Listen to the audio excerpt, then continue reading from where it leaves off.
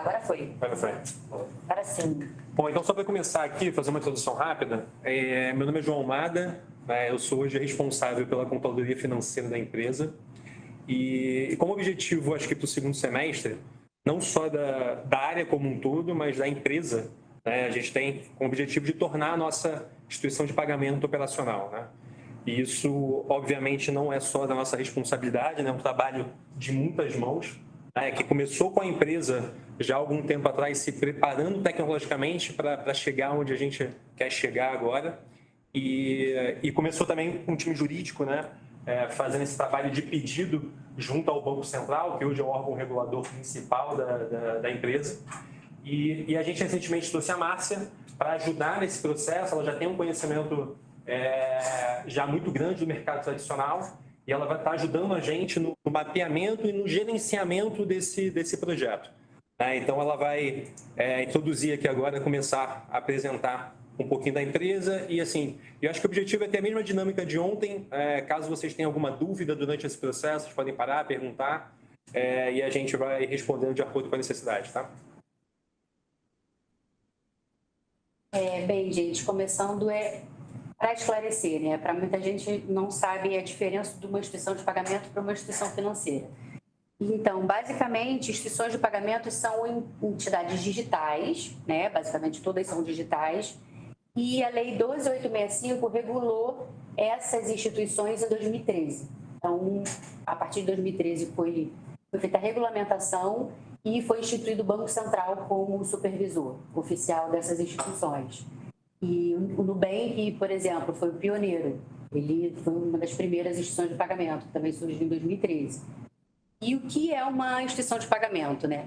Ela é uma instituição que ela viabiliza os serviços de compra e venda e de transação de recursos, né? Através de uma conta de pagamento e não pode conceder empréstimo ou financiamento. Essa é a maior diferença, inclusive, de uma instituição de pagamento para uma instituição financeira. A gente não pode conceder empréstimo e nem utilizar o dinheiro depositado do cliente para investir em nome da empresa. E também é supervisionada pelo Banco Central. Ao longo do tempo, o Banco Central foi vendo tipos de IP que ele teria que classificar, porque nem todas atuariam da mesma forma, né? Então, foi criado o tipo de emissor de moeda eletrônica, que é através de uma conta pré-paga, uma conta pré-paga que tem que ter já os recursos depositados ali para ela poder operacionalizar, como, por exemplo, os emissores de cartão, de vale-refeição, né? É um cartão de débito e você só usa se você tiver saldo efetivamente.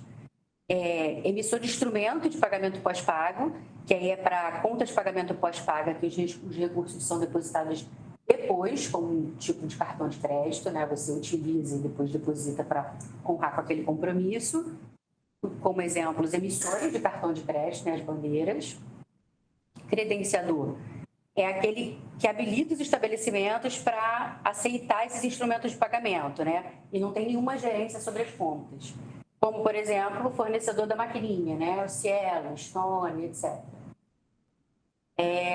E iniciador de transação de pagamento, que foi um dos mais recentes que o Banco Central criou. Que ele inicia essa transação de pagamento pela ordem do usuário, mas ele não tem gerência nenhuma e nem detém os fundos. Os aderentes do Open Finance, que normalmente são caracterizados nesse tipo. O que é Open Finance? O Banco Central criou também, mais recentemente, o Open Finance, que é uma forma da pessoa ter num único lugar a visão de todos os seus saldos bancários. Você não precisa entrar em todos os aplicativos de onde você tem conta para saber quanto você tem em cada um. Você consegue gerenciar e visualizar todas as suas aplicações e saldos numa única plataforma. E esse Open Finance, ele é obrigatório para grandes instituições financeiras, mas não para bancos e instituições de pagamento que sejam de menor porte, por exemplo. Aqui seguindo, o Almada vai abrir essa parte. Perfeito. Então, assim, acho que o objetivo é a gente falar um pouquinho quais são, acho que as principais vantagens, né, e explicar um pouquinho, principalmente a segregação entre os tipos de serviço que a gente tem, né? Guilherme Derbly ontem falou sobre o serviço que inicialmente a gente começou a prestar aqui, que é um serviço de agente de coleta, né, principalmente de clientes no exterior, aqui no Brasil, então, onde a gente vai ter dois serviços bem separados, né? Essa parte de payments, que é simplesmente fazer o gerenciamento e a coleta desses valores, e a outra é a IP, né, que tem como objetivo retirar parte desses parceiros que são as instituições financeiras e a gente vai colocar a nossa IP no local, né? E qual que é o objetivo disso? Primeiro, a gente vai oferecer um produto, né, um ecossistema muito mais completo, né, para o cliente final, né? Então, a gente vai ter agente de coleta, a gente vai continuar oferecendo esse serviço de payments, mas a gente vai colocar IP dentro desse serviço, então a gente vai poder ter uma linha de receita adicional dentro desse processo, né, para oferecer um ecossistema mais completo.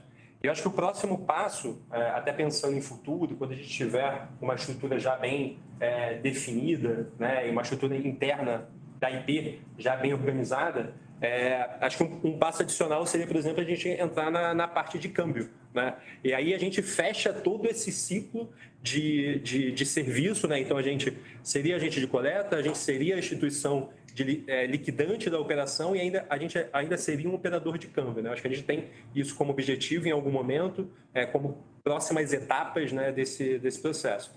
Então, ali embaixo, a gente tem dois, como a gente é hoje, né, ali mostrando a gente com os parceiros Stark Bank e Genial, e na outra, YouTube é justamente aonde a gente quer chegar, né? Assim, a gente não tem o objetivo de acabar com essas parcerias, né, tanto Stark Bank como Genial, a gente vai continuar com essas parcerias, até como opção, né, a Transfera IP, mas o nosso objetivo é centralizar e dar como prioridade a Transfera IP dentro dessa estrutura, né?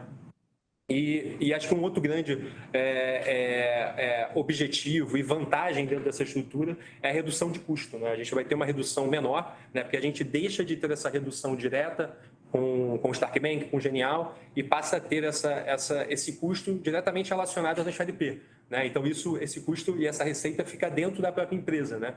Obviamente que a gente tem todo o custo de tornar a IP operacional, tem o custo junto ao Banco Central pelo fato de estar liquidando as operações lá, mas a gente reduz e passa a ter parte dessa linha de receita dentro do nosso grupo econômico. Tá? Me tira uma dúvida aqui nesse slide anterior, por favor. Pode falar, Vitor. O ESIS hoje é sempre tendo uma empresa transfero entre o cliente e os prestadores de serviços atuais, né? A realidade lá na frente permanece assim sempre? A conta nunca vai ser do cliente? Por exemplo... Então, pode falar, Vitor. Users, transfero IP, 3RZ ou Just.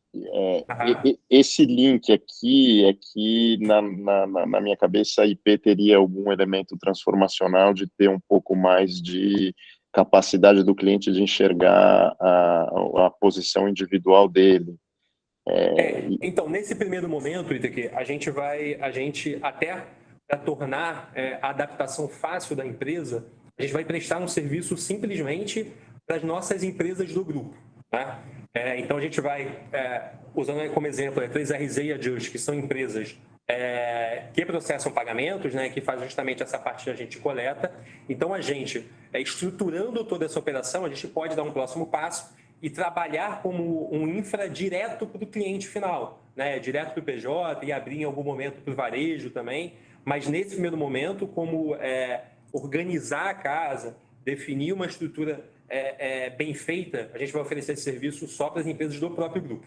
Aí, no segundo momento, a gente pode começar a trabalhar diretamente com o cliente final. Pode falar, Guilherme. Só complementando, pessoal, isso que a dúvida do Whittaker. Nesse momento, Whittaker, a gente está como participante indireto, né, do Pix ali. Então, em breve, né, a gente depois vai virar um participante direto, que é justamente o To Be. Sendo que a gente ainda tem um outro ponto sensível, que é como bancarizar entidades fora do Brasil, né? Como é que a gente vai fazer via IP uma conta de não residente? Eu não sei como é que se entende isso na regulação hoje. E aí, por isso, a gente faz esse híbrido, tendo tanto a 3RZ como a Just, fornecendo especificamente conta bancária via serviço para essas entidades que estão fora, né? Mas vão ter uma conta ou múltiplas contas exclusivas com a própria Transfero IP. A Transfero IP vai poder emitir quantas contas forem necessárias para a 3RZ ou para a Just prestarem seus serviços.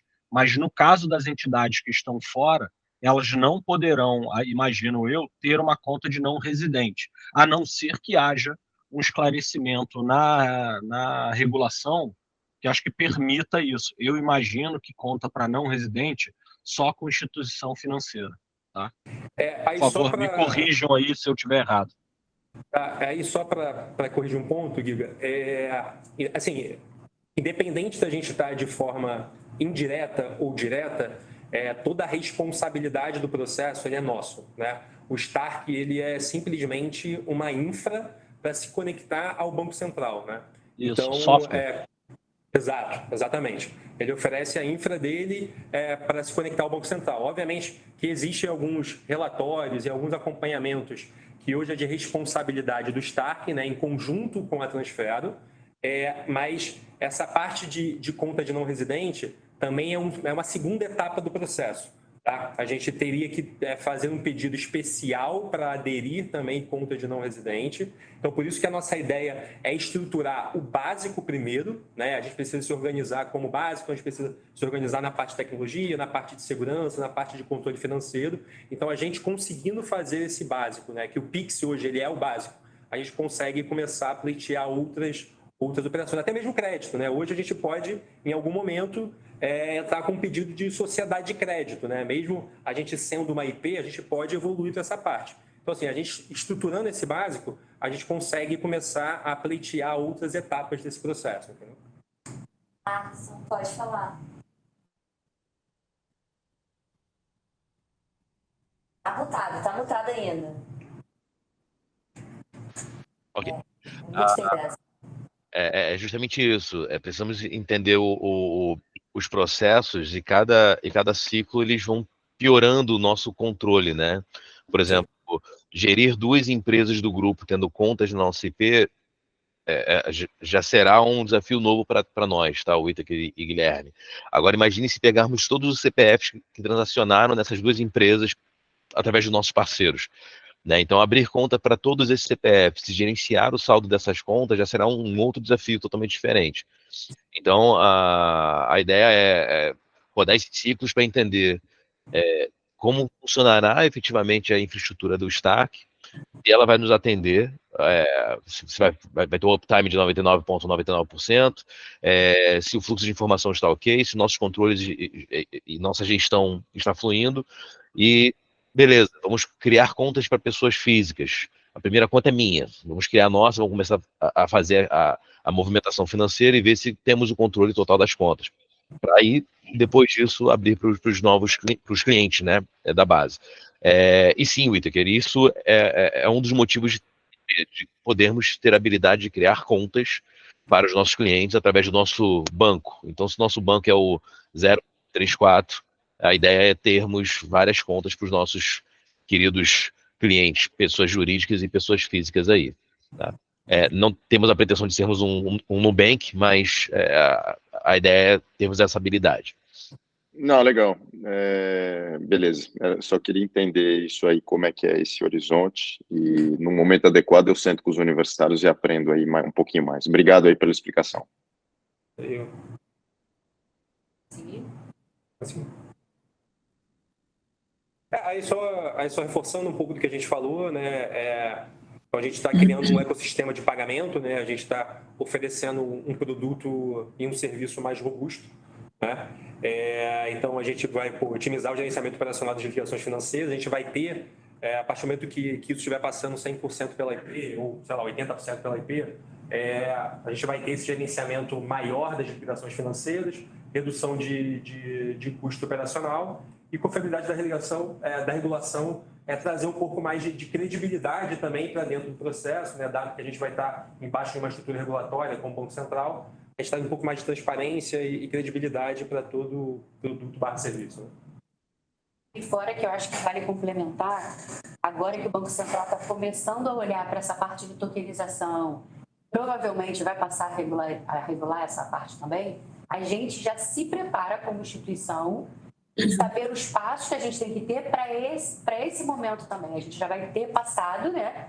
A gente já vai ter passado por esse período todo de regulação, a gente vai ganhar uma expertise para, quando chegar na parte de tokenização, a gente já está mais maduro e já está mais tranquilo, né? Essa fala aí da Márcia, ela é bem relevante, né? E ela tem tudo a ver com essas responsabilidades que a gente passa a absorver a partir de agora. Com a IP já é regularizado, o Banco Central já deixa bem claro o que é exigido, mas isso nada mais é do que a regulação para a cripto está em vias de, né? Está em muita discussão através de cartas circulares, e a gente tem participado das discussões através de algumas associações, e o que vai acontecer é exatamente isso, a gente se preparando para a IP vai ser tombar para a nossa operação. Em termos de órgão regulador, a gente vai ter o mesmo, que é o Banco Central. O Banco Central já tem o seu modus operandi para fiscalização de operações financeiras. Ele vai replicar isso para o modelo que a gente já faz hoje. Então, o que muda na nossa rotina? Muda que quando a gente tem um órgão regulador, a gente tem obrigações periódicas, e ele é muito exigente com relação a processo, com relação a políticas, a verificação de efetividade dessas políticas. E são coisas que hoje a gente opera no nosso dia a dia, a gente até faz de alguma forma, mas a gente não tem documentação, a gente não tem como provar que a gente faz daquela maneira adequada. E a gente vem trabalhando nessa adequação já até para acontecer da maneira mais indolor possível. A gente internamente se conscientizando do que é preciso fazer, mas já com esse viés do que é obrigatório. A IP tem sido já um importante incentivo para a gente, né, nessa adequação, uma vez que a gente não está operando, mas o Banco Central acho que já tem o segundo questionário que a gente recebe, dizendo o que vocês precisam fazer no D1. E tem muitas exigências ali que a gente não está adequado. Então, a gente está nesse processo, né, anterior, o que é muito positivo, mas que vai mexer um pouco com a nossa estrutura. E aí, nisso vem algumas áreas que a gente hoje não tem, e que são áreas de controles. Então, essa semana entrou o Gabriel aí para ajudar a gente com riscos e controles internos, porque isso é altamente exigido. Então, a gente vai começar esse trabalho de gestão de riscos, de verificação de controles internos. Isso vai mudar um pouco, realmente, a gente vai ter que falar com todo mundo, e todo mundo vai ter que se conscientizar do que é preciso fazer, porque a gente vai ter que medir periodicamente, e o Banco Central vai solicitar essas evidências. Então, isso mexe na nossa rotina. Auditoria interna, auditoria externa, são coisas que a gente ainda, né, não tem dentro da empresa, que são nada mais do que áreas que vêm para verificar se esses controles que a gente diz que faz, que tem documentação, estão sendo feitos. E se eles não estão sendo feitos, isso gera um relatório. Esse relatório tem que ficar disponível para o Banco Central. E o Banco Central pode solicitar evidências desses planos de ação. Então, a gente começa a ter uma dinâmica que a gente acaba não tendo muito espaço para não cumprir certos acordos, e em prazos determinados. Porque se a gente não cumpre, a gente pode ser multado, e essas multas nunca são baixas. Assim, Oi, Rafa? Desculpa te interromper, achei que a gente tinha finalizado.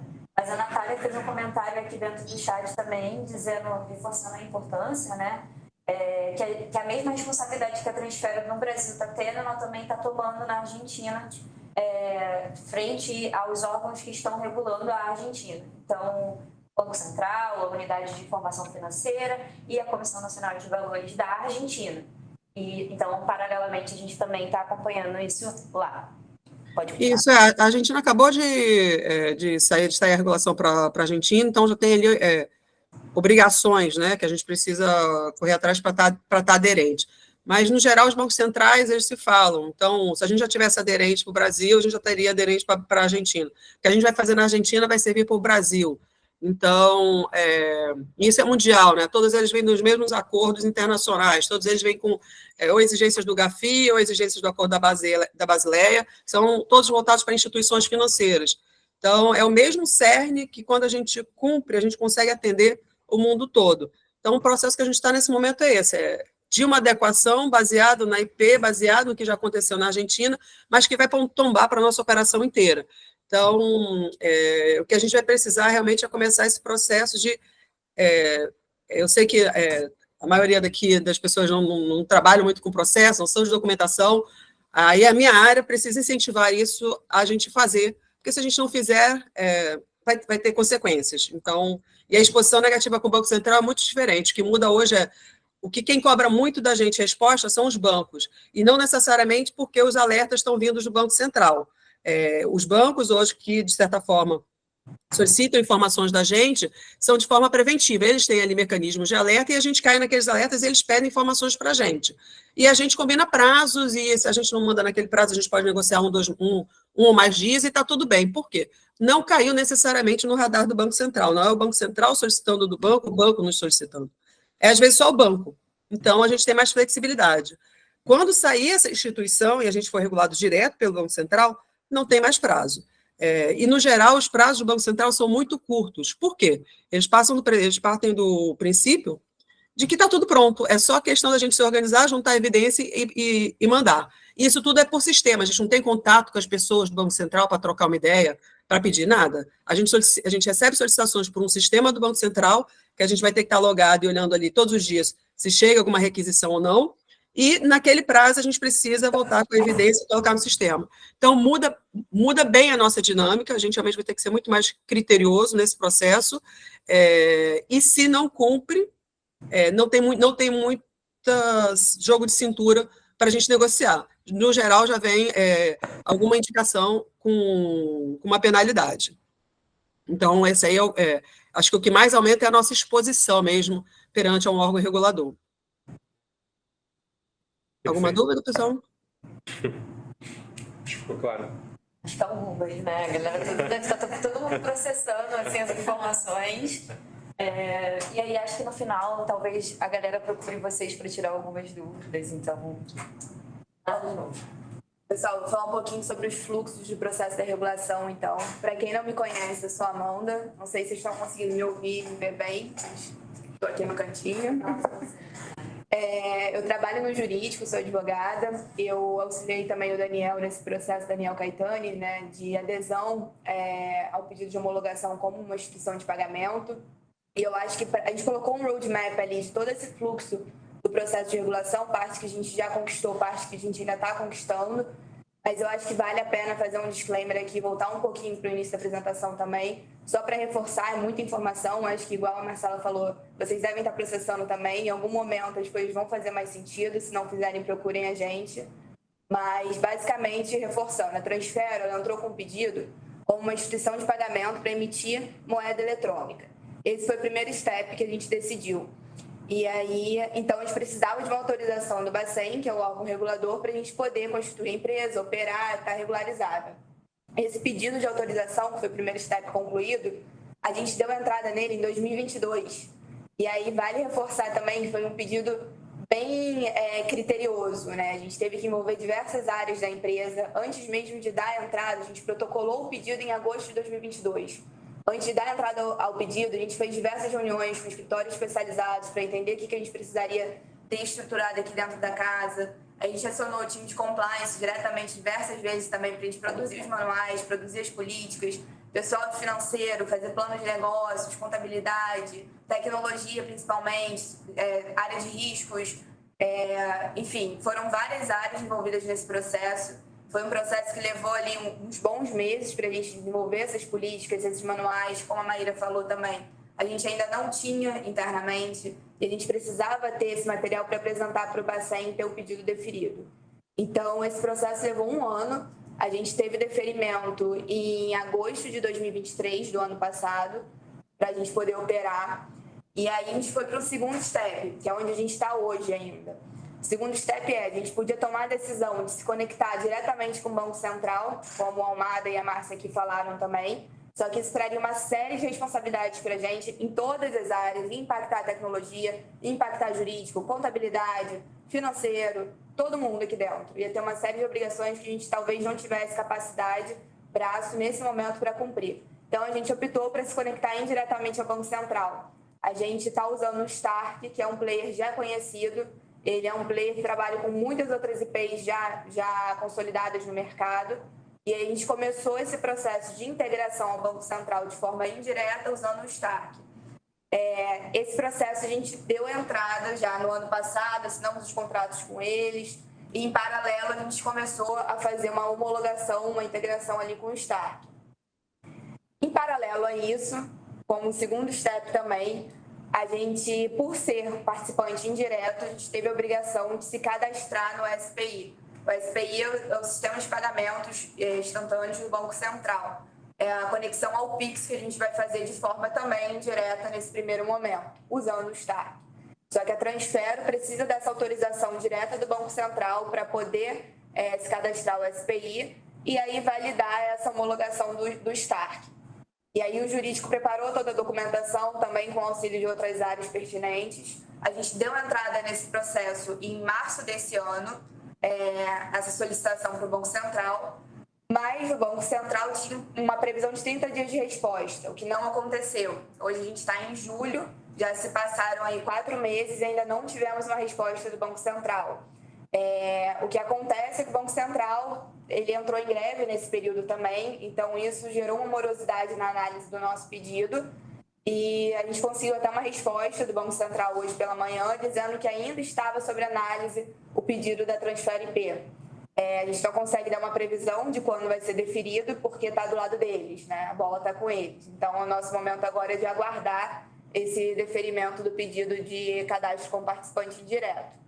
Em paralelo, a Márcia, time de tecnologia, estavam trabalhando nessa integração com o Stark, que era para levar 4 meses, mas a gente já conseguiu um prazo para finalizar essa execução. Vai ser 22 de julho agora. Foi uma notícia muito boa, a gente conseguiu dar uma evoluída nesse processo, né, correr bastante com esse processo. Então, nosso time de tecnologia agora já está mais preparado, já está mais ambientado também com o que eles vão ser obrigados a fazer.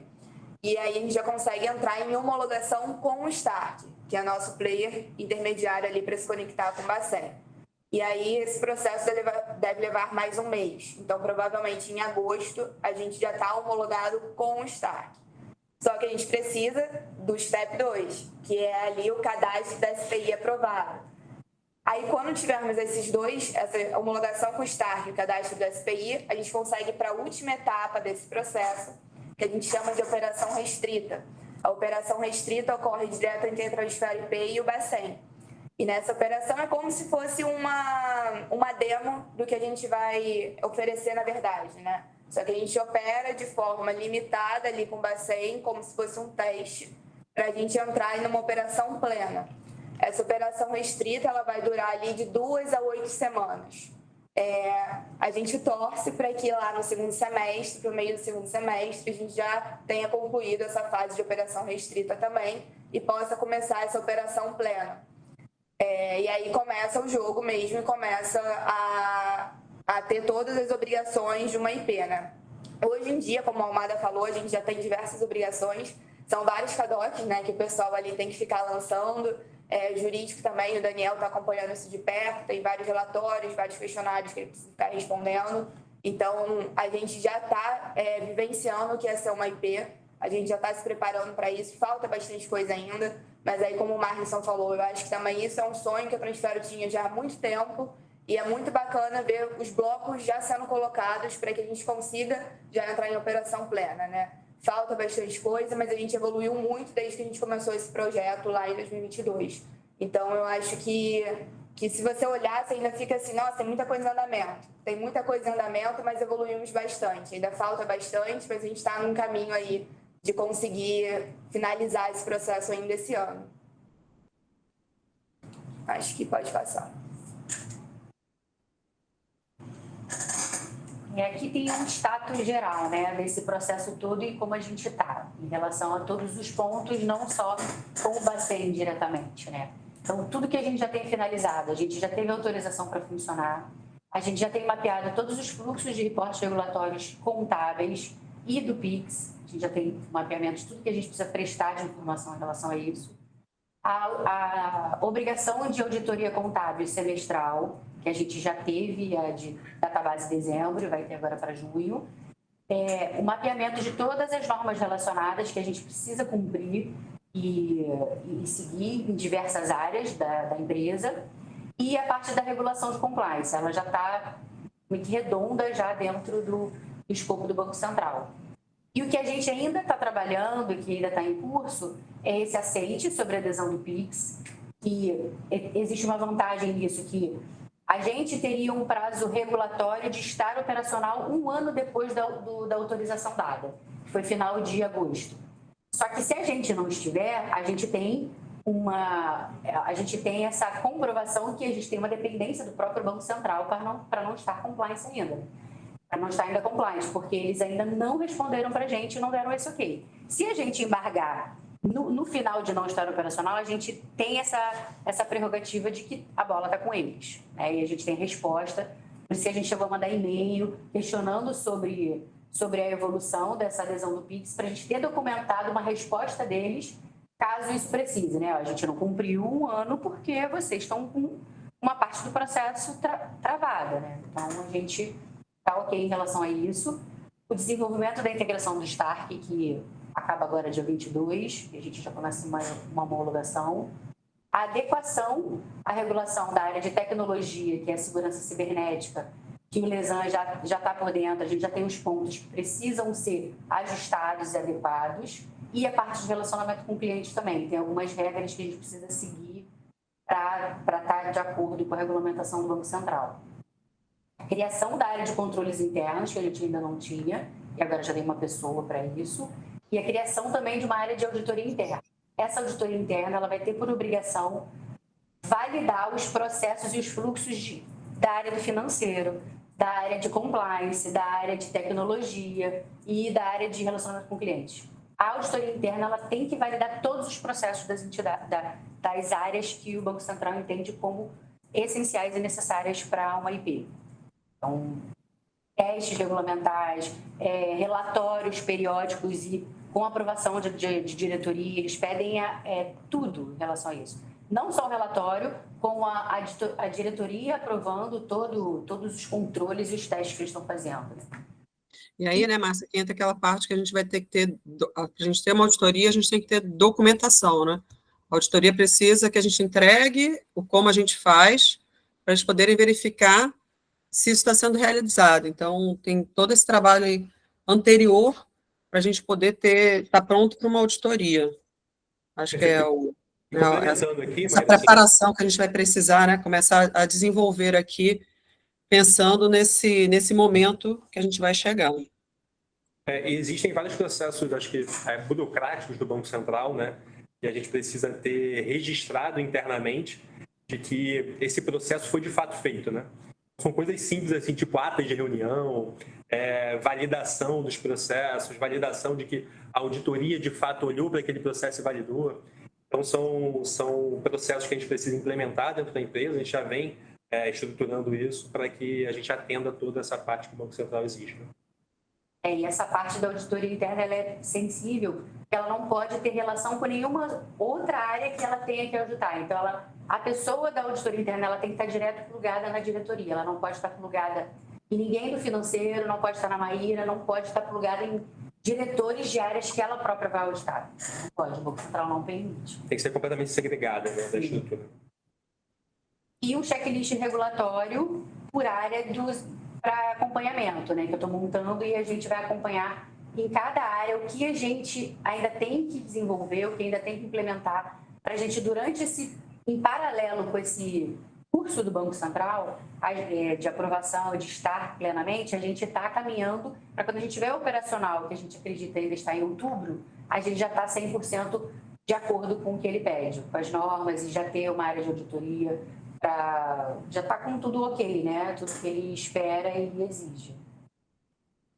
Assim, e se tem um lado bom, o lado bom da demora do Banco Central para responder o pedido de homologação é que a gente vai estar muito mais pronto, né?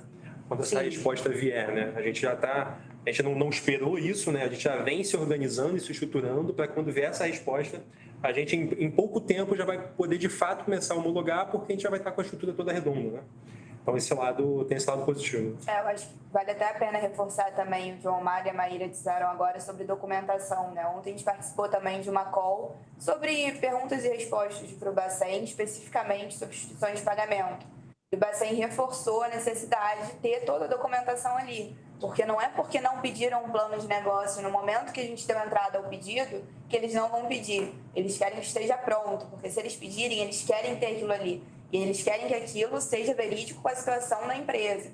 Então, é uma série ali de obrigações que a gente vai ter que ter, um capital social adequado com as operações que a gente está realizando ali na IP. Muito por isso também a gente não optou por ir para permitir usuários finais pessoas físicas, né? Porque isso afetaria no capital social, afetaria nas obrigações de reporte, afetaria nas obrigações de KYC desses usuários finais pessoas físicas.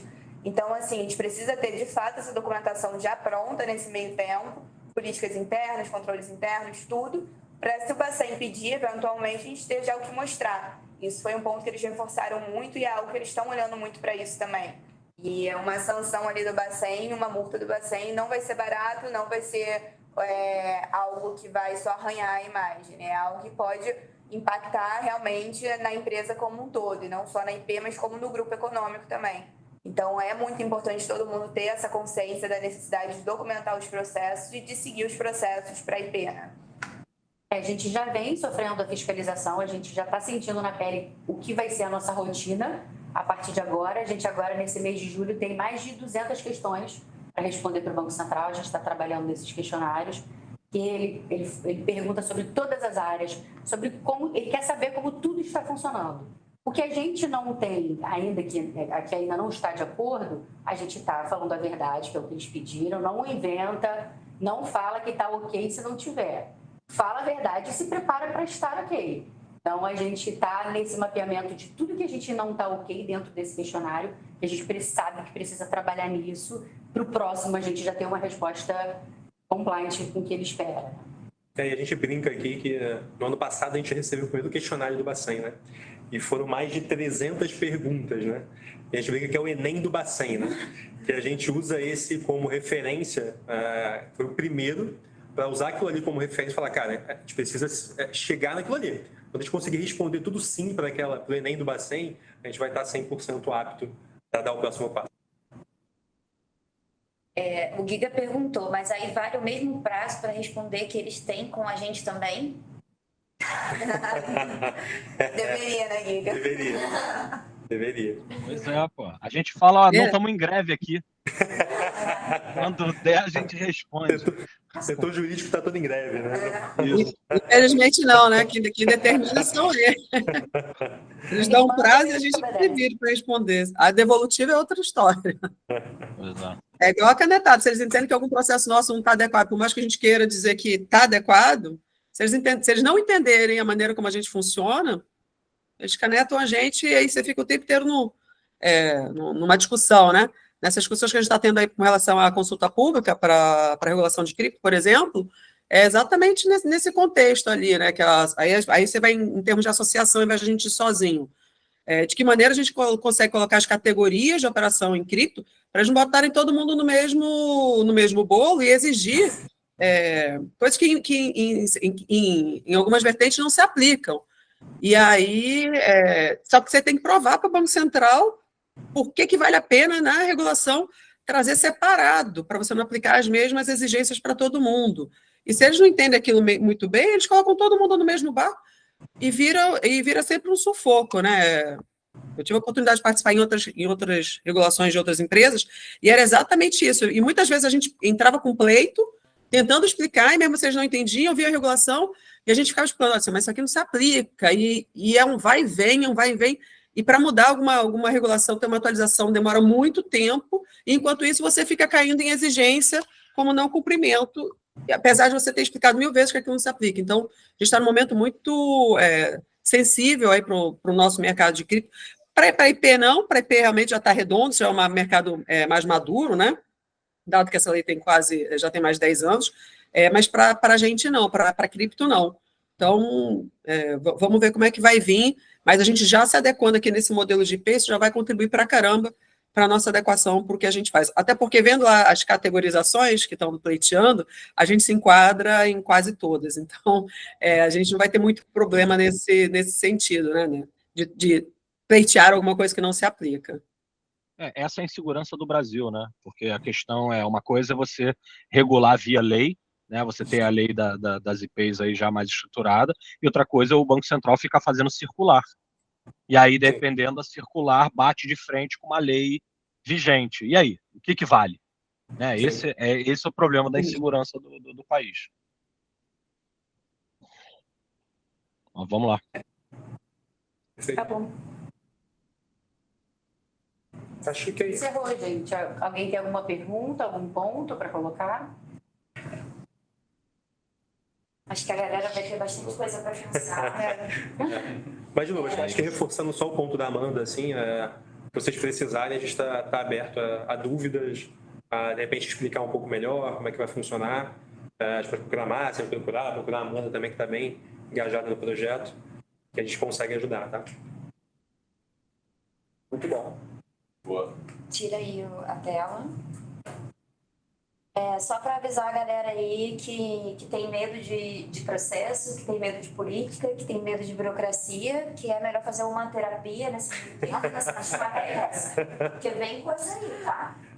E depois não adianta ficar reclamando, chorando, que é muito burocrático, que a galera vida lá com o Banco Central, então. Isso. Bota eles Vai reclamar com o Bacen, né? Abre lá uma reclamação com eles, que eu quero ver quantos meses eles formal. não responder nunca. Daqui 3 anos eles respondem. Você responde. Só se mudar, né? Quem tá lá, A questão é que a gente quer ser grande, né? Quando a gente quer ser grande, quando a gente fica adulto, a gente tem responsabilidades maiores, essa é a verdade. A gente está no processo, a gente está nesse caminho, né? Assim, vira um pouquinho essa chave de modelo de startup, onde dá para fazer tudo, e a gente resolve, está todo mundo faz uma coisa e faz outra, e está tudo certo.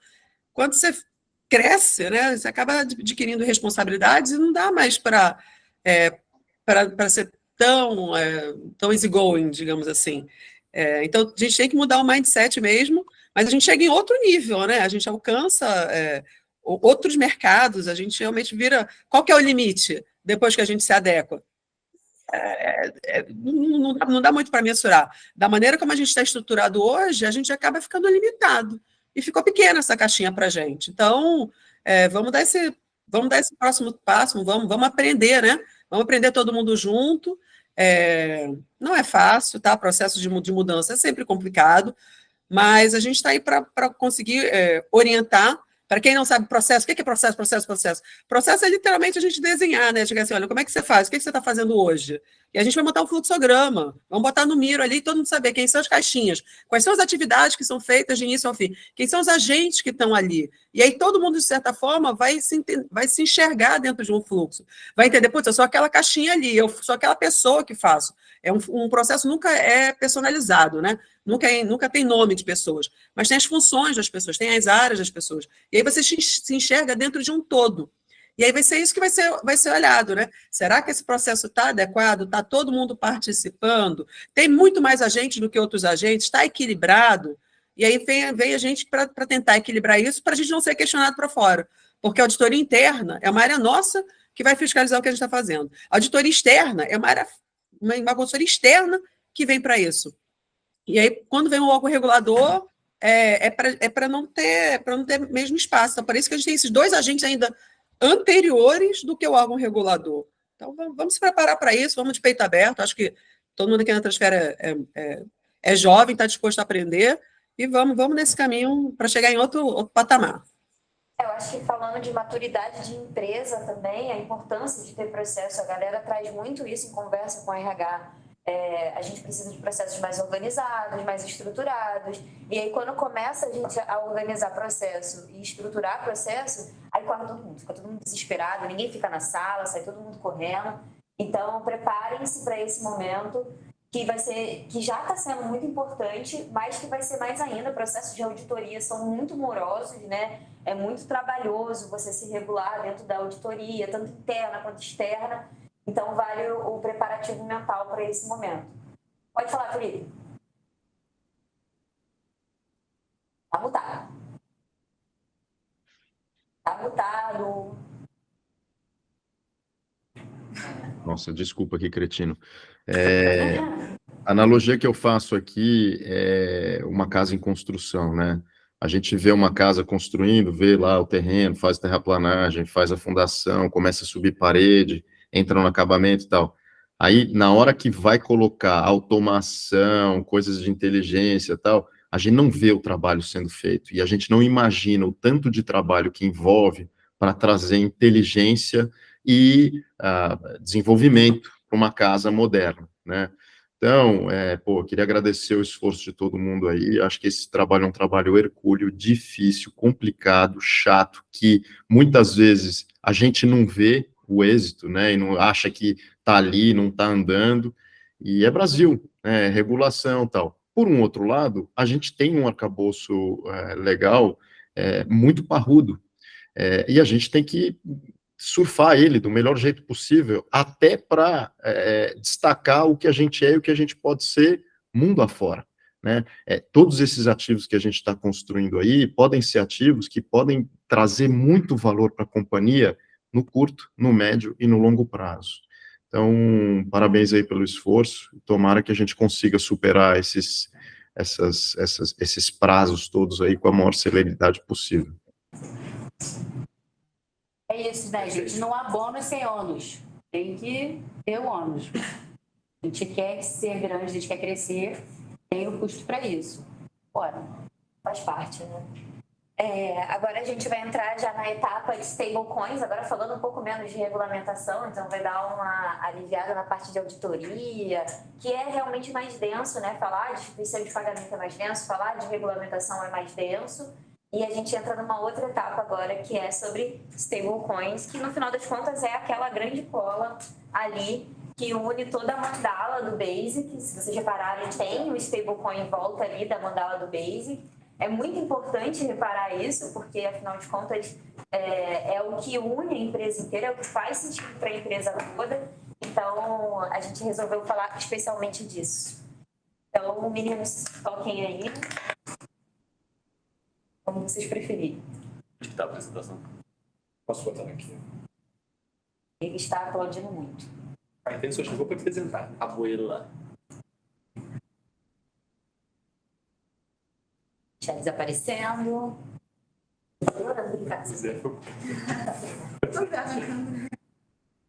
Zé morreu. Estou me sentindo videomaker. Qual é? Ih, o Geninho tá viajando já, Geninho. Geni tá no avião, né? Wi-Fi do avião. Ah, tá velejando. Verdade. Olha lá. Geninho velejando. Geninho tá Mirra Clink, velejando. Você vai ter que tirar o compartilhamento de tela e compartilhar de novo.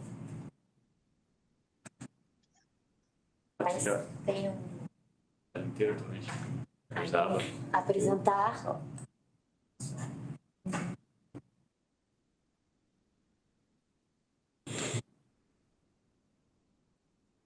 Quem tá nessa aí? Tomado.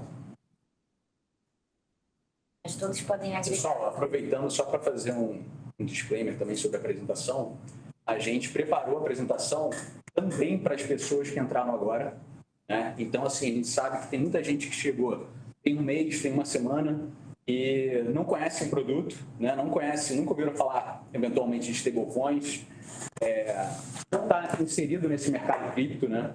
Então, por isso que a intenção também foi fazer uma apresentação para essas pessoas. Então, é importante também trazer um pouco da introdução de stablecoins, né? Então, contextualizar um pouco o que seria stablecoins, os tipos de stablecoins, para depois a gente entrar nas iniciativas da Transfero, trazendo também quais seriam os benefícios, né, que a stablecoin traz para a gente, para a nossa operação, e também falando um pouquinho sobre regulação.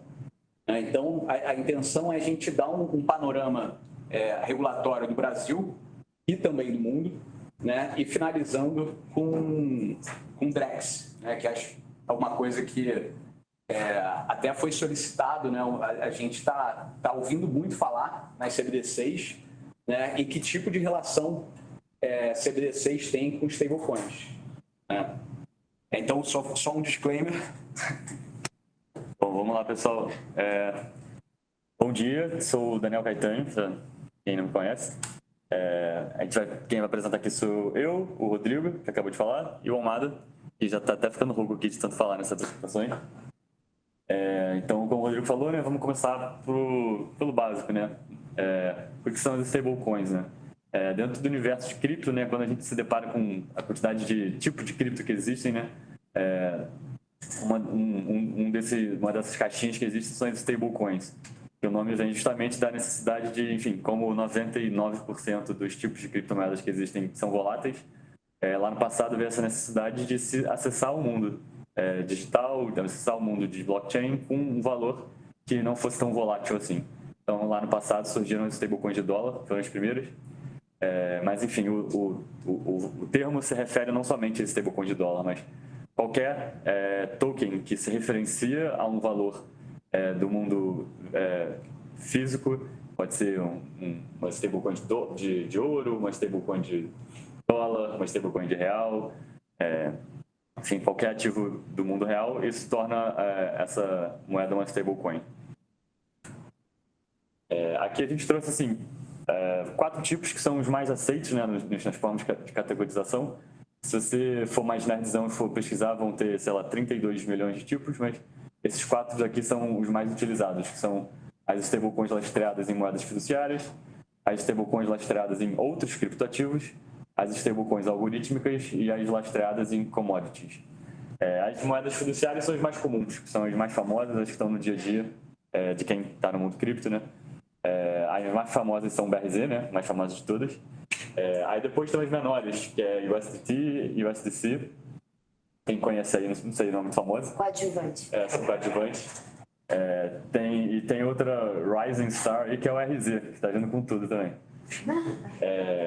Depois temos outras stablecoins lastradas em criptoativos, como, por exemplo, a DAI, que é um projeto que foi muito famoso em 2020, 2021, que o lastro da própria stablecoin são outras moedas e existe uma forma matemática que mantém esse equilíbrio. E as algorítmicas, enfim, elas também foram muito famosas em 2021, mas a mais famosa de todas delas, que era a Terra USD, por problemas de gestão acabou tendo um colapso, o que é até ruim para o próprio tipo das algorítmicas, porque elas acabaram virando meio que o patinho feio das stablecoins, por conta da Terra USD, né? E tem as lastreadas em commodities, como por exemplo a Pax Gold, que é, enfim, a representação do ouro que você consegue ter em forma de stablecoin, e tem outros de menor relevância também. Problemas que as stablecoins resolvem, né? Não necessariamente todas as stablecoins, mas algumas delas resolvem problemas diferentes. Por exemplo, a gente não pode dizer que o BRZ resolve todos os problemas, da mesma forma que a gente também não pode dizer que um USDT resolve todos, né? Cada um ataca pontos diferentes, principalmente quando a gente fala das stablecoins de moedas fiduciárias, quando elas são atreladas a moedas fortes ou a moedas de países em desenvolvimento. Também isso é uma diferença grande. Mas, de forma inicial, elas resolvem o problema de estabilidade. Por exemplo, lá em 2019, se você estava só com seu saldo em Bitcoin, você tinha você tinha uma volatilidade muito grande da sua carteira. E às vezes você só queria estar em Bitcoin porque você depois ia para outros criptoativos. Então você queria manter Bitcoin para depois comprar alguma small coin que estava surgindo. Mas podia ser que se um dia você comprava R$100 em Bitcoin, aí quando você fosse comprar aquela outra moeda que você estava almejando, você só tinha R$90 em Bitcoin. Pensando nisso... 120. Eu fui pessimista, né? Pessimista. A volatilidade você só reclama quando é para baixo, né? Se fosse para cima, ninguém reclamava. Então, as stablecoins conseguem resolver esse problema da volatilidade, porque uma vez que você sabe que você está exposto àquele ativo, por exemplo, o real ou o dólar, você só converte essa sua exposição, que já existe no mundo normal, ao mundo digital. Então, em teoria, resolve o problema da volatilidade do mundo cripto. Velocidade que você consegue, na maioria das blockchains, você consegue realizar transações de forma próxima do instantâneo, ou em poucos segundos, e em alguns blockchains em minutos, né? O que às vezes com moedas físicas, moedas fiduciárias, dependendo do país que você está, transações podem demorar mais de um dia, se estiver no final de semana não acontece, ou se for entre um país e outro, demorar vários dias. Em relação a custos, em quase todas, não quase todas, mas em muitas blockchains, por exemplo, Solana, você consegue ter custos de transação muito reduzidos para transacionar stablecoins. O ponto do registro transparente das transações, né, que uma vez que está tudo registrado em blockchain, diferente, enfim, dessas transações que o banco só tem acesso e, em teoria, elas têm sigilo sobre aquilo. Quando você opera uma stablecoin que está em alguma blockchain pública, isso é de acesso a qualquer pessoa que vai entrar lá no Etherscan da moeda e vai conseguir ver aquela transação. Não vai conseguir identificar os usuários das transações, mas consegue identificar todas as transações. E o acesso 24/7, que, enfim, quando você transaciona em stablecoin, você consegue movimentar o seu dinheiro a qualquer momento do dia, a qualquer hora, sem limites, enfim, sem ter que dizer que durante o final de semana você só pode transacionar R$1.000 no Pix. Não, no stablecoin você transaciona o valor que você quiser a qualquer momento. As iniciativas da Transfero. Atualmente temos o BRZ e o RZ. E as iniciativas próximas são o token do Chile, o CLZ, e o token da África do Sul, que é o RAND, com Z no final. Hoje em dia o BRZ ele se tornou a maior stablecoin que não é pareada ao dólar, que é curioso até mesmo porque as stablecoins pareadas ao euro, né, nunca tiveram grande tração, por mais que seja a segunda moeda forte do mundo. Durante um bom tempo o BRZ tinha mais moedas em circulação que os próprios EURC, por exemplo. E RZ, que é o token da Argentina, que é o token pareado ao real, o peso argentino. Enfim, todos seguem a mesma lógica de reservas 1:1. O white paper do BRZ data de 2019 e o white paper do RZ é do ano passado, 2013. Os use cases, né, do BRZ e do RZ também. Tanto o BRZ quanto o RZ eles são a infraestrutura da nossa vertente de pagamentos, né, no Brasil e na Argentina. Conforme ontem, né, o Derby, né, estava apresentando, basicamente todas as operações que ocorrem, né, por meio da nossa infraestrutura de payments, elas têm uma stablecoin como infraestrutura que permite essas operações de ocorrerem. Então, a gente, por meio do BRZ e do RZ, a gente fornece acesso ao mercado brasileiro e argentino para empresas internacionais, notadamente exchange também, né? Com o BRZ e RZ, a gente facilita on and off ramps, ou seja, facilita a transformação de fiat para cripto e a transformação de cripto para fiat, porque, enfim, o usuário, às vezes, é o mesmo exemplo que eu dei anteriormente, às vezes o usuário só quer ter um saldo ali na exchange dele, para quando for a hora, ele converter para o criptativo que ele tem interesse. Antigamente, ele não conseguia nem ter esse saldo em moeda corrente. Hoje em dia, por conta do Pix, ele tem se facilitado, mas ao transformar reais em BRZ de forma automática, a gente permite que ele acesse pares de forma muito mais ágil de que se ele somente tivesse, por exemplo, R$100 na conta dele. Então, o stablecoin facilita, né, o on and off ramp. Com o RZ e BRZ, a gente também permite o checkout, que é a possibilidade de estabelecimentos comerciais receberem pagamento em cripto, sem necessariamente se exporem a cripto, porque você pode ir em algum estabelecimento, pagar com suas reservas de USDT no Brasil, o cara não vai receber o USDT, o cara nem sabe o que é o USDT, ele sabe que no final do dia ele vai ter um saldo em real que ele vai poder fazer um Pix e sacar para a conta da empresa dele. Então, o BRZ permite a utilização de checkout, cartões, o próprio cartão da Transfero, né, você ao abrir o aplicativo da Transfero, que nem o Marlison mostrou ontem, você consegue escolher algum criptoativo que está no seu saldo, para esse criptoativo lastrear os seus pagamentos em cartão. Então, isso traz uma facilidade enorme para, enfim, uso tanto no Brasil quanto no exterior. Se você tem saldo em BRZ, você não precisa converter seu saldo em BRZ para a moeda do país que você está. Você pode só botar o BRZ como uma moeda de conversão automática e usar o cartão da Transfero, que você vai conseguir realizar pagamentos locais. E acesso à Web3, que é, enfim, uma vez que você está rodando uma stablecoin, você consegue acessar diversos protocolos de DeFi de forma muito mais intuitiva do que se você tivesse simplesmente com um real e tivesse que achar uma plataforma que aceitasse pagamentos em reais, que enfim, hoje em dia são poucas, né? No Web3, sei lá, a MetaMask aceita, mas não é o padrão, né? O Douglas fez um comentário falando que merece um adesivo essa mandala de stablecoins. Eu acho que quase todas as apresentações usaram essa mandala.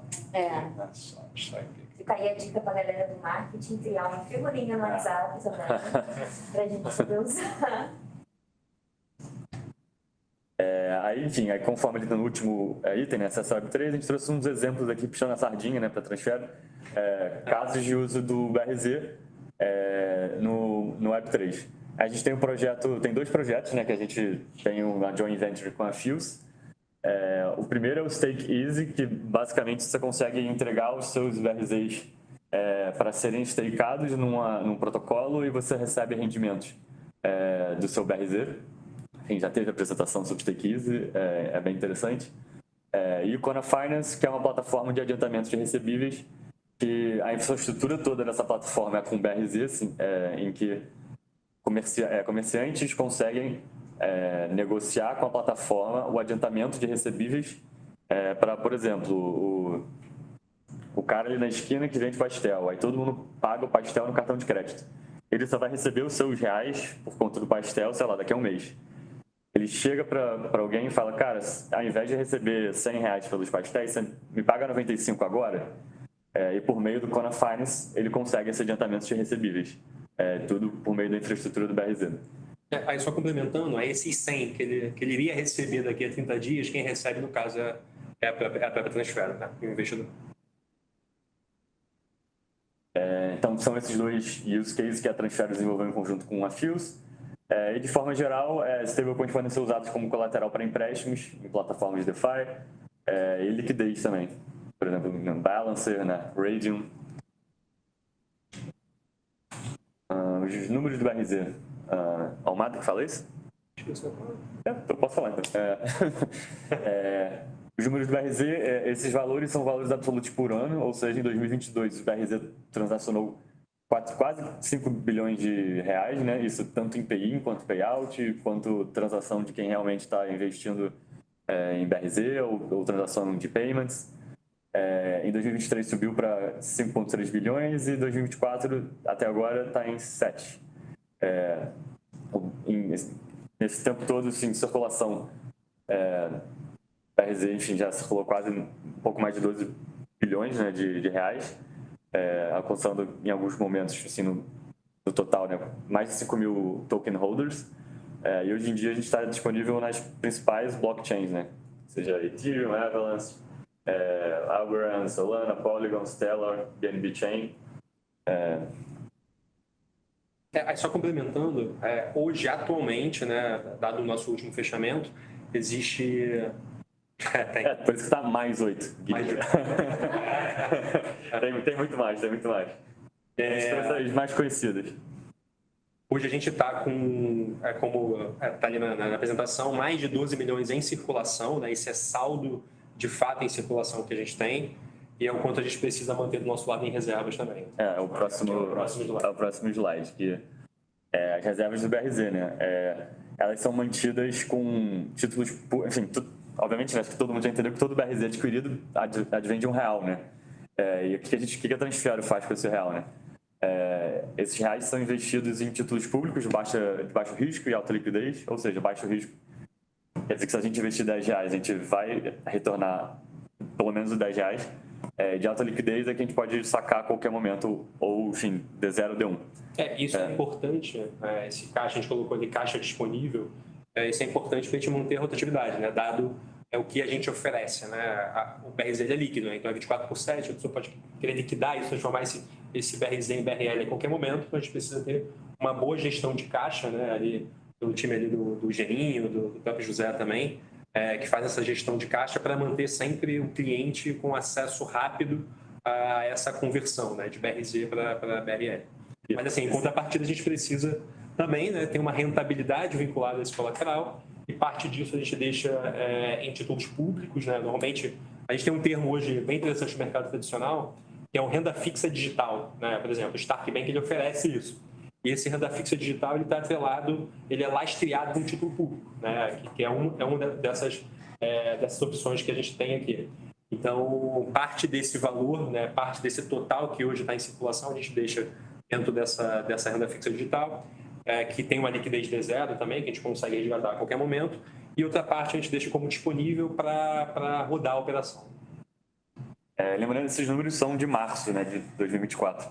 Então, se tiver alguém do financeiro aí falando, caraca, esse número está errado, é porque ele é de março, tá? E se quiser contribuir, abre o microfone e fala, o número certo é...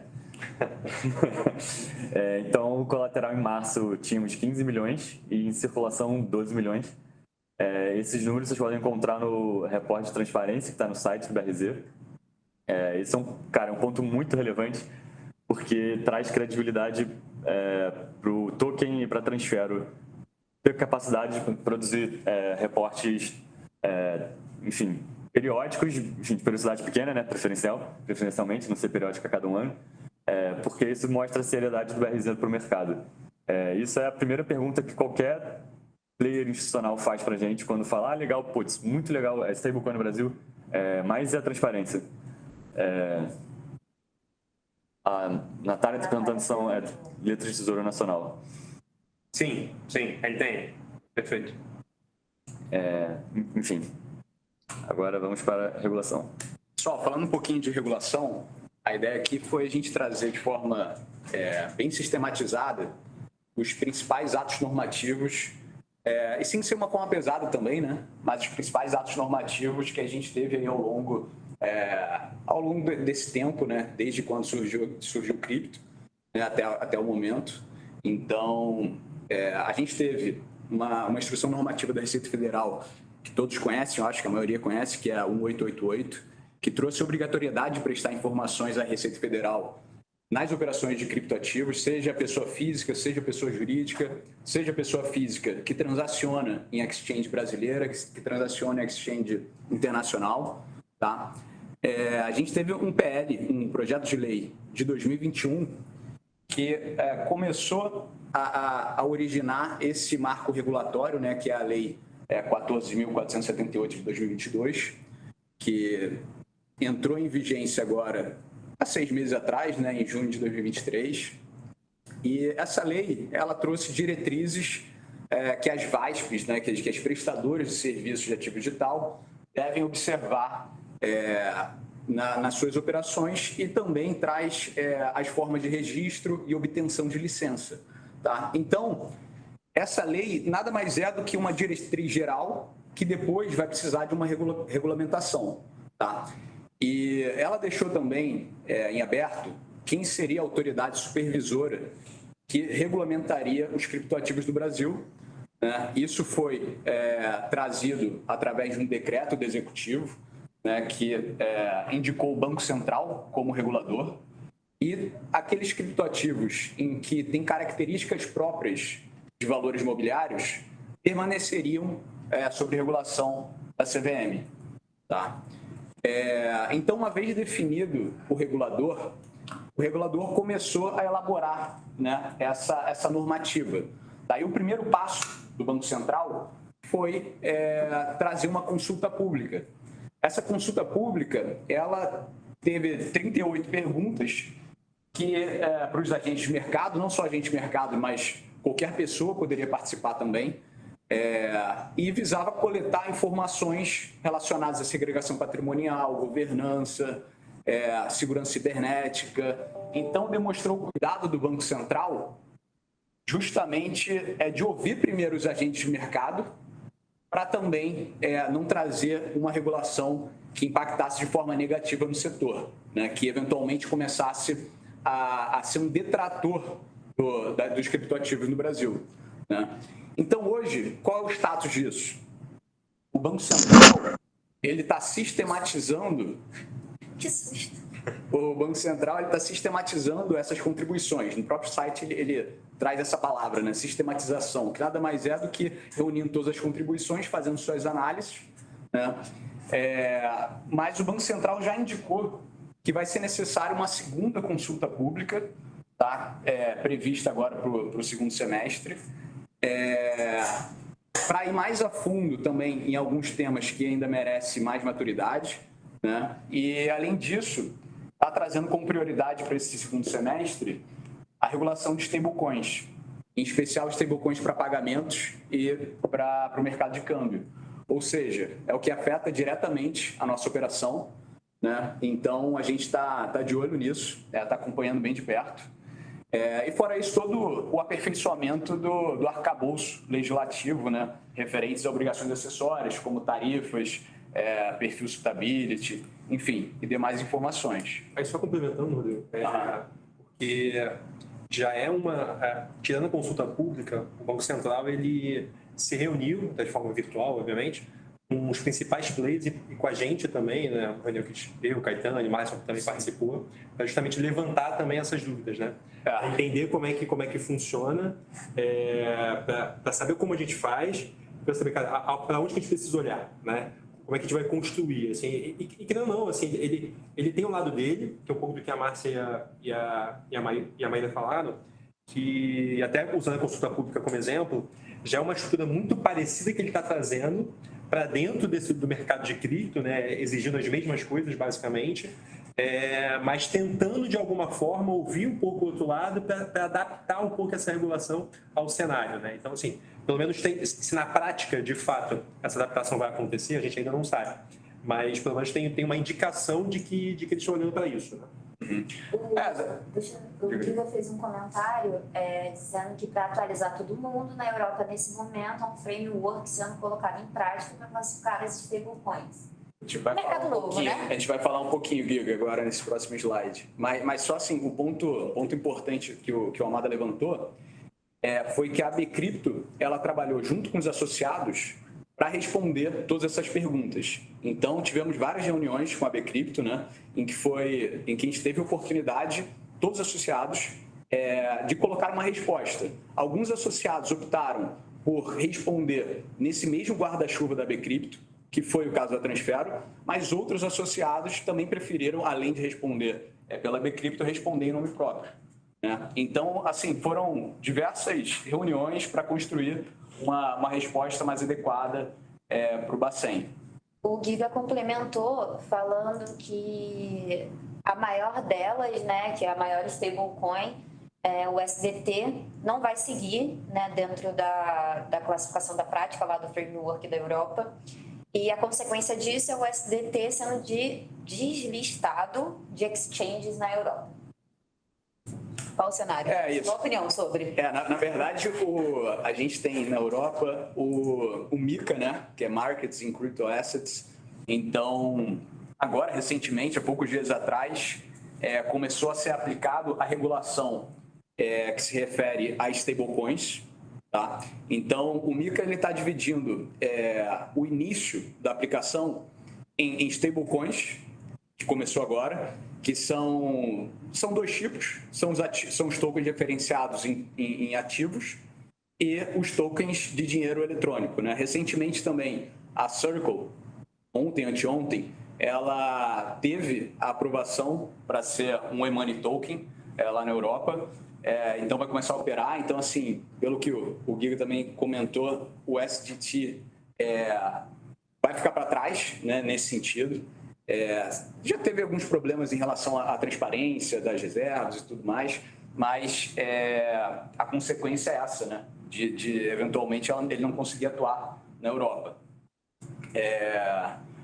Mas essa legislação ela visa uniformizar o arcabouço jurídico dos países europeus, né? E trazer mais segurança jurídica para o mercado, enfim, para os consumidores.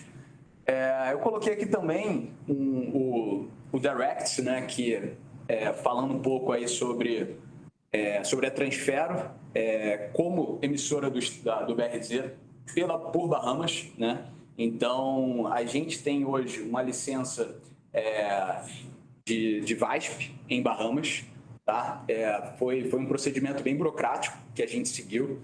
A gente fez junto com o escritório local, tá? A gente tem um compliance officer de Bahamas, tá? Para responder todos os questionamentos da Comissão de Valores Imobiliários de Bahamas. A gente também está em fase final de obtenção da licença de emissão do BRZ para uma entidade regulada.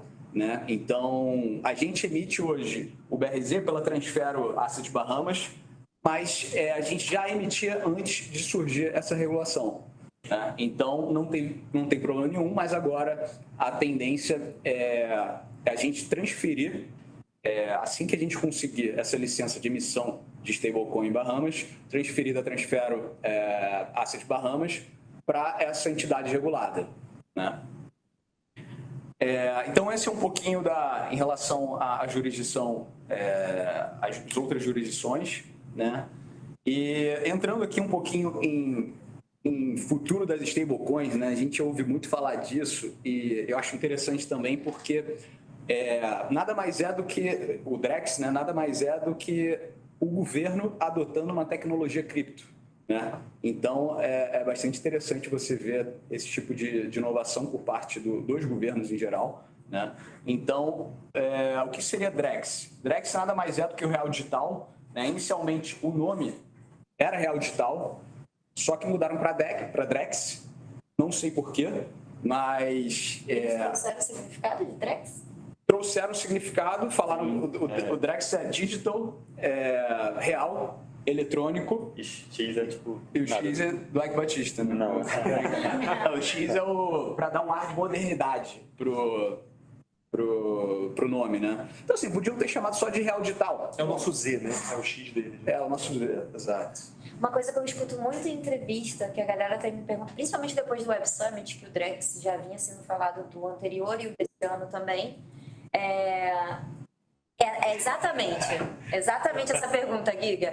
Com o DREX, o BRZ está afetado de alguma maneira, está prejudicado, tem uma ameaça velada do lançamento do DREX em cima do BRZ.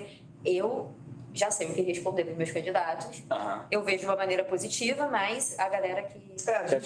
É bom dar um passo para trás, né? Que é tipo explicar que o DREX vai rodar numa blockchain privada. Então, essa blockchain privada não vai conseguir conversar com DeFi, por exemplo, não vai conseguir conversar com o mundo cripto. E, do outro lado, o BRZ roda numa blockchain, em várias blockchains públicas, né? Então, se o usuário do DREX, ele tem DREX, mas ele quer comprar Bitcoin, possivelmente ele não vai conseguir fazer essa ponte direto. A nossa expectativa é que o BRZ seja essa ponte do DREX entre a blockchain privada do DREX para as blockchains públicas. Inclusive, vocês até adiantaram já o próximo slide aqui. Então é isso, obrigado.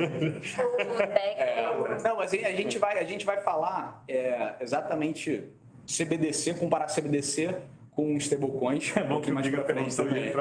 Ele meio que respondeu.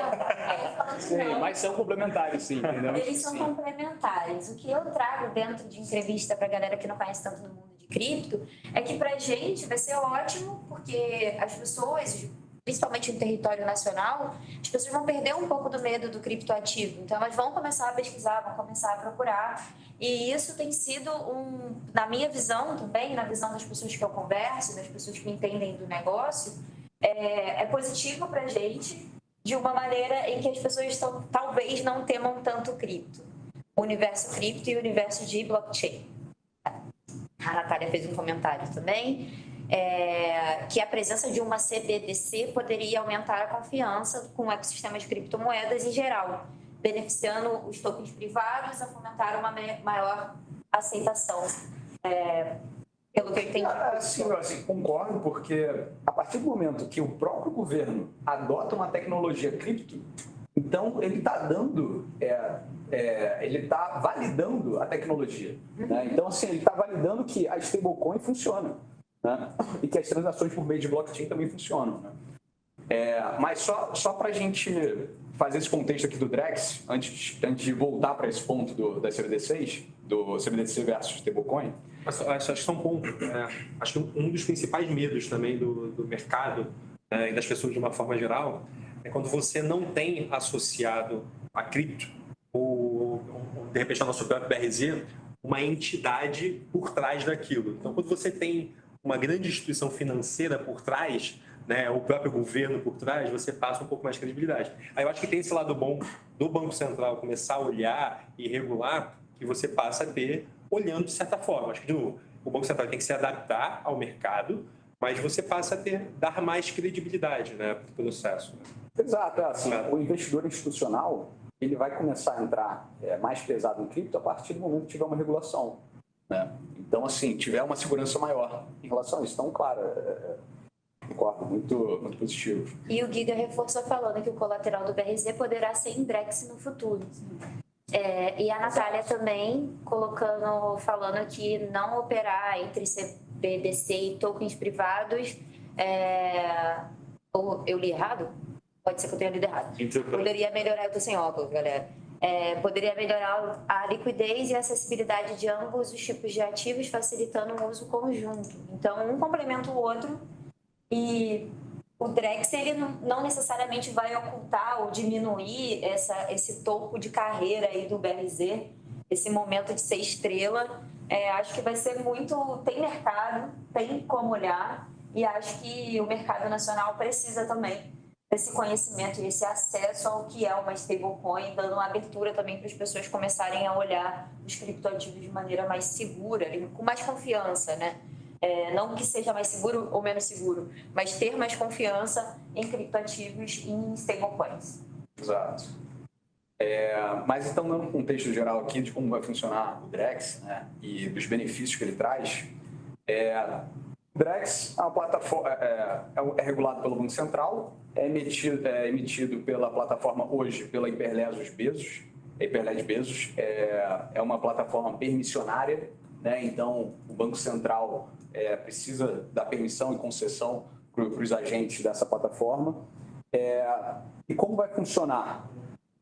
Para o usuário final, não vai mudar muita coisa. Ele vai continuar tendo uma interface com o seu banco e o seu banco, sim, vai ter uma conexão com a plataforma. Tá? Então, todas as transações de Drex vai acontecer de forma interbancária. Tá? Então, em termos de usabilidade, para o usuário final, pouco muda. Né? O que vai mudar é você ter uma série de benefícios, né? A principal delas são essas transações do dinheiro programável. Então, a partir do momento em que a gente consegue dar condicionantes para as transações, a gente consegue ter uma série de inovações dentro do Brasil, né? Por exemplo, um caso de uso muito clássico de Drex é a compra de carro, né? Ou a compra de imóvel, né? Eu mesmo, quando fui comprar o meu carro, fui na boca do caixa, lá junto com a vendedora, fiz o pagamento, peguei o comprovante, mostrei para a vendedora, tá aqui, ó, paguei o carro, me dá a chave. Só que não tinha compensado. Então, assim, você tem que aguardar até compensar para depois você realizar a transação de fato, né? Então, o Drex ele vem para resolver isso também. Além da transparência com os gastos públicos, então, assim, o governo ele pode começar a direcionar, por exemplo, benefícios sociais, o pagamento através do Drex. Isso tudo vai ficar registrado, vai ser mais fácil de auditar, né? Vai gerar uma redução de custo operacional na medida em que a gente vai cortar todos esses intermediários. Vai ser tudo feito através da programação, do código. Então, isso vai gerar uma oportunidade de pessoas que não teriam acesso a determinados produtos financeiros a ter, pelo fato de não ter esses custos, né? De reduzir o valor desses produtos financeiros. E, enfim, gerar uma inovação como um todo, tendo em vista esse ecossistema novo, né? Diferente, vai mudar a relação entre pessoas. E qual é o status do Drex? Já finalizando aqui. Houve o primeiro piloto do Drex, né, que tiveram várias empresas que participaram através de consórcios para testar casos de uso, né? Então, essas empresas tiveram aí 6 meses para testar esses casos e foi identificado que, ainda assim, necessita de uma maturidade maior em termos de privacidade. O Banco Central ele entende que não está pronto ainda para fazer um lançamento do Drex, porque tem diversas questões envolvendo a privacidade e a adequação à LGPD que não foram sanadas, né?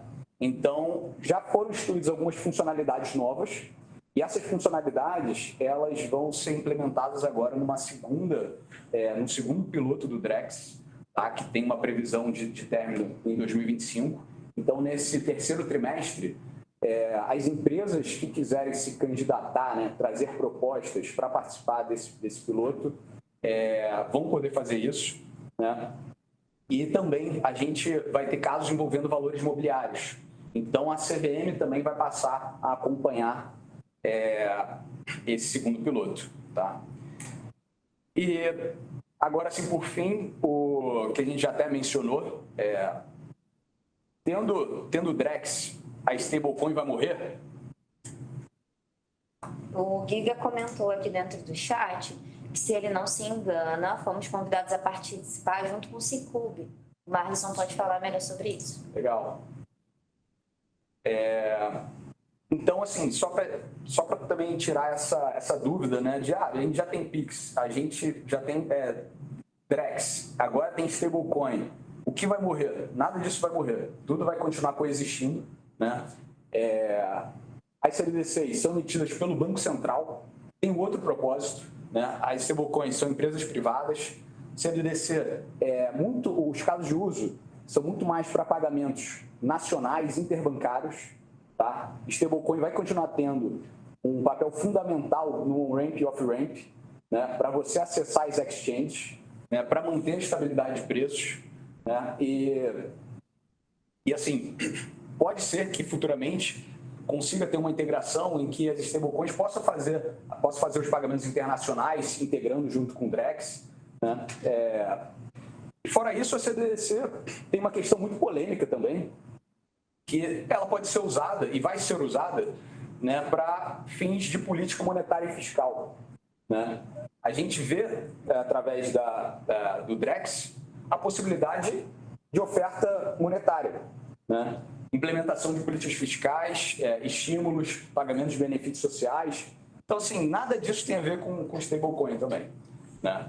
Fora isso, no Drex ainda os bancos são necessários pela própria interface, e o próprio Banco Central, ele evitou fazer um Drex voltado para o varejo, né? Então, ele decidiu permanecer no Drex de atacado,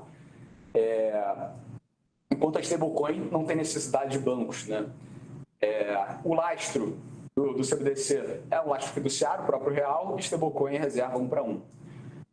Bom, como eu disse, a coexistência a gente entende, né, que vai ter uma coexistência entre stablecoins e CBDCs, vai ter uma ampliação da inclusão financeira na medida que a gente começar a conseguir integrar... Ou seja, não tem lastro.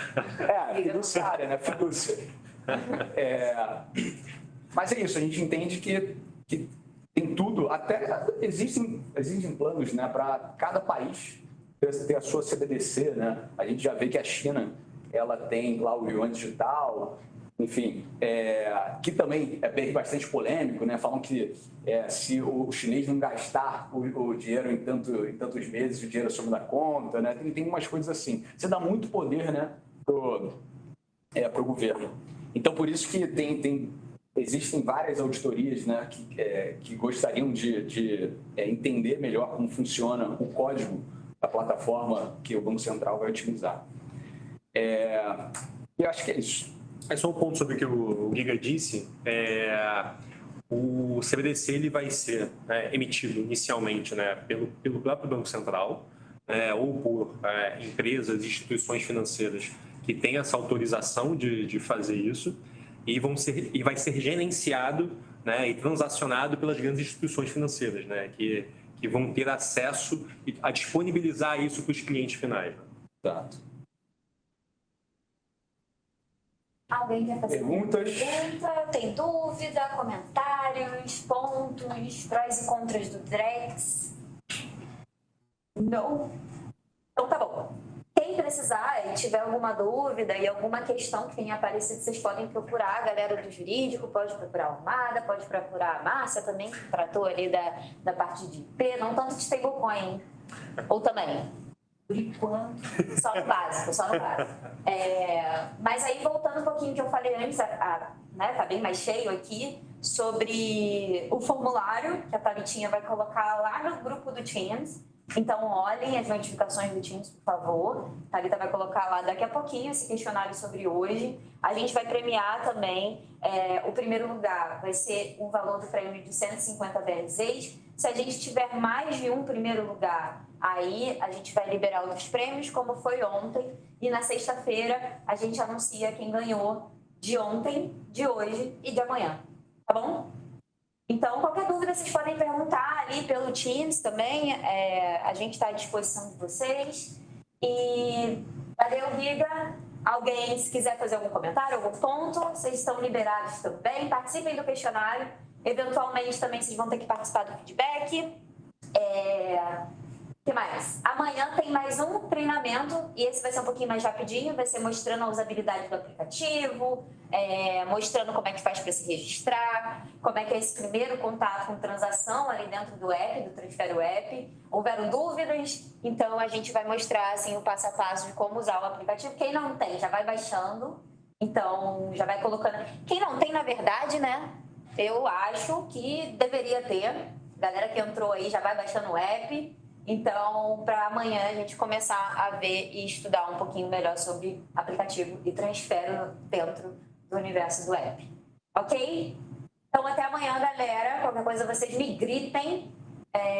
Obrigada pela participação de todos e valeu. Fala, Saulo. Não, acho que ele foi reagir. Tá bom. Valeu, pessoal. Valeu, pessoal. Valeu, pessoal. Abraço, tchau. Tchau. Valeu, galera. Tchau, tchau.